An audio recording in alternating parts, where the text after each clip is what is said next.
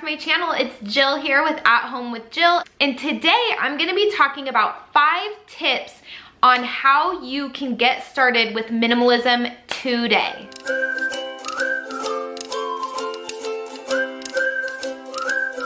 All right guys, so my first tip, if this is your first time decluttering, like your house is just overwhelming you and you don't know where to start, my first tip for you is to start in the room that you're in the most. Like, what room do you hang out in the most? Is it your bedroom? Is it your living room? Is it your kitchen? Whatever room you spend the most time in, declutter that room first. Okay, so what you should do to get started is just literally find things that you can part with. Anything you don't use, anything you haven't even touched. You could do the KonMari method, where if it doesn't spark joy, you get rid of it. If it's just sitting there collecting dust and you could care less about it, get rid of it. If it's something that's tucked away in a drawer that you haven't used in years or needed, get rid of it. And decluttering is kind of like a muscle that keeps growing the more you work it out, okay? So what I mean by that is, the first time you declutter, you might get rid of not very much stuff, and that's fine. It's totally okay to start small. Celebrate any victory, okay? Celebrate anything that you are able to declutter from your house today, whether it is just 5 items, even if it's just 1 item. Be proud of yourself. And just know that it gets easier, and every time you declutter, you're going to start to be able to get rid of more and more and more the more you do it. So I started decluttering like 6 or 7 years ago, long before I was on YouTube, and it was before I was even in this house. I just started getting rid of stuff. I started realizing how much easier my life could be if I had less. I literally got better and got rid of more every time I did it. So I definitely started out small. Okay, that's my first tip to you. My second tip is to get a big old trash bag and go around to every single room in your house and try to fill up that bag with as much trash as possible. And what I mean by trash is anything that can't be donated, like items that are just like, say a puzzle that's missing pieces. Trash, okay? You're not gonna donate something that somebody can't even use, okay? Socks with holes, any trash, okay? Try to fill up a trash bag from every room in your house. If you fill up more than 1 trash bag, awesome. If you don't fill up an entire trash bag, but you still got rid of a bunch of trash, awesome. Anything is a start, you guys. Anything is better than before, okay? All right, so tip number 3, have a vision or some inspiration of what you would like your house to look like, how you would like your house to feel, how you would like it to be. Be realistic with this, okay guys? Be realistic. I don't mean find picture perfect homes on Instagram and say, this is what my house needs to look like and it's never gonna happen. No, okay, I've done that. I've done that. Like, I have found houses, like pictures of living rooms where I'm just like, oh my gosh, I would love it if my house could look like that. But you know what that does? It stresses me out, and it makes me not let my kids play and not let them live here, okay? So be realistic, okay? Know that there's gonna be toys if you have kids. Know it's gonna get messy every day, okay? Houses that are lived in get messy every single day, whether you're a working mom or a stay-at-home mom, okay? Because if you're a working mom, you're busy getting out of the house, and then you come home and you have to make dinner and do this and that, and houses get messy, okay? And if you're a stay-at-home mom, you likely have kids that are there all day long making messes. So it doesn't matter if you work or don't, your house is gonna get messy. So be realistic with yourself so that it doesn't stress you out or put you in that perfect mindset. Like, everything has to be perfect, because that is not realistic, okay? So what I mean by tip number 3, to have a vision of what you would like your house to look like. For me, That means I want my house to be simple. I want it to be quick to clean up. If someone tells me they're on their way over, I want to be able to take 15 minutes and get my whole house clean, okay? I want to be able to vacuum my floors every night, and for that to happen, I need a lot less stuff, because the more stuff I have, the less I'm doing my routines, the more stuff is all over the floor, and then I can't vacuum, right? I can't clean my floor if there's stuff all over it. But there's gonna be stuff all over it if I have an overflowing overabundance of stuff, okay? But if you have a place for everything, a basket for all the kids' toys, just a place for everything, okay? A place for books, a place for toys, a place for this, a place for that. Then you can easily clean it up quickly, delegate your kids to clean up if you're a mom. Hey, Cade, clean up the Legos. Briella, clean up the blankets. Stella, clean up the stuffed animals. You know, you delegate your kids to do these things, and then, yeah, anyway. Okay, so when I first started like decluttering, it was because of seeing picture perfect houses on Instagram. I'm not gonna lie, okay?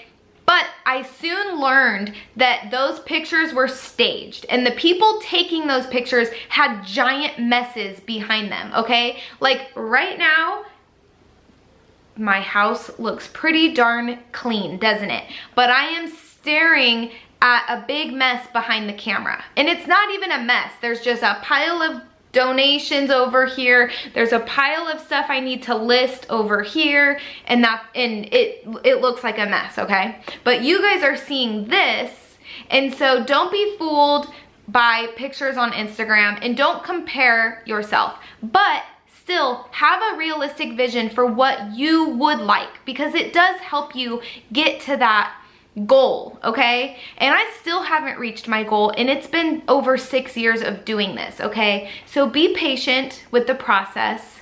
It takes time, okay?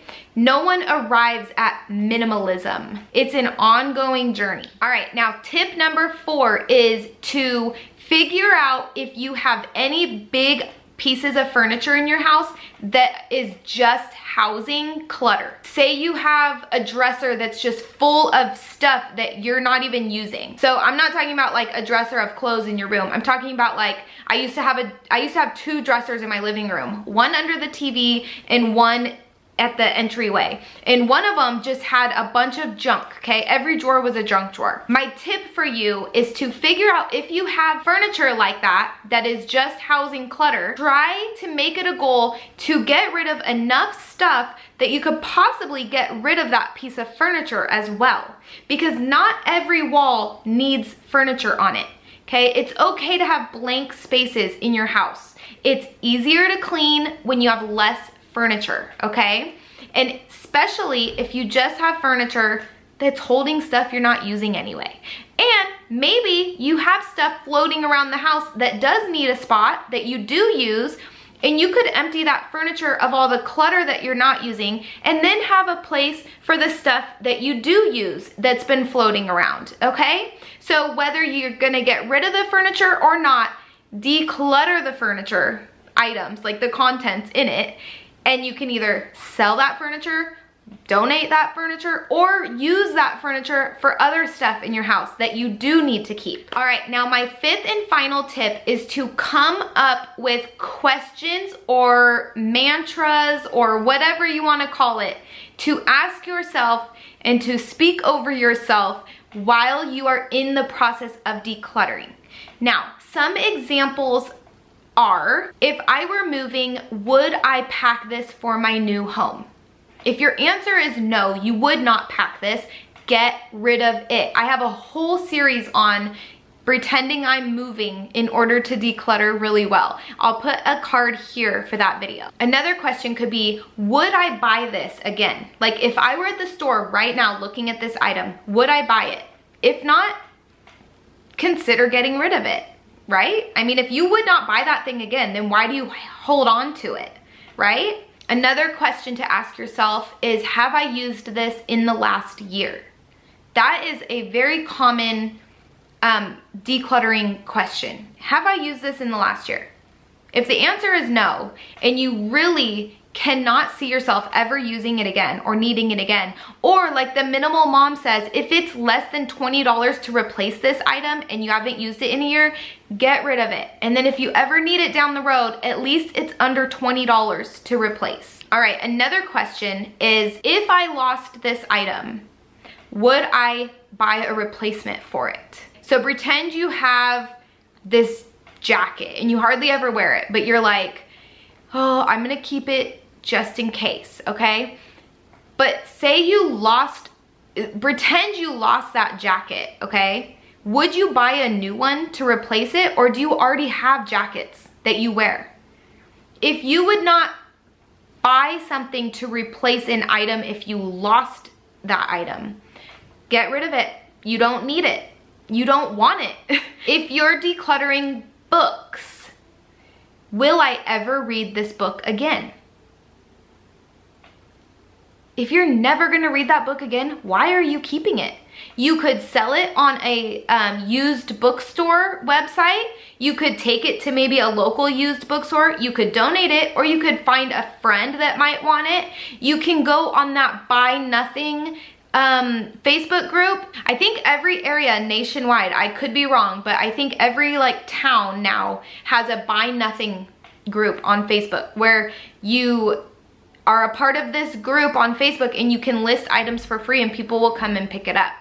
And then you can also look for free items on there as well. Another question could be, is there somebody that needs this more than I do? Like maybe you know a family member who needs something and you have one and you're not using it. Maybe you could give them yours. Another question is, does this add value or stress to my life?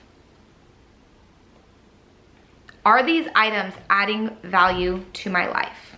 And if they're not, if they are not adding value, but they are adding stress, they're causing your house to be more cluttered.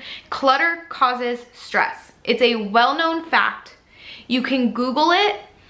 Clutter causes stress. When you see a cluttered surface, it does something with your cortisone levels. It causes stress. Like it literally causes stress. I am not making this up.